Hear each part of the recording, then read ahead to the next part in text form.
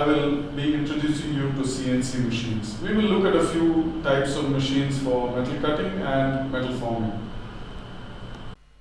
The first thing to understand about a CNC machine is that it is the same as a manual machine in terms of operations, cutting tools, and work holding. The big difference is in the way that the machine is controlled. On a CNC machine, a computer is the brain, motors do the work of hand wheels, and electronic feedback sensors do the work of eyes. The controller sends signals to motors, which move the tool in the longitudinal, cross, and vertical directions.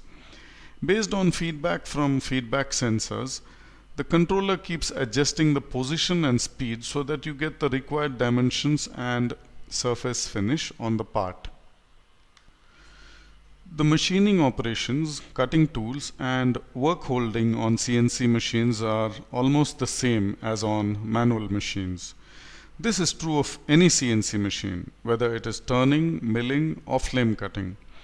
You can see that this CNC milling machine has all the parts that you find on a manual milling machine. If you're an expert on a manual machine, you can become an expert on its CNC equivalent in very little time.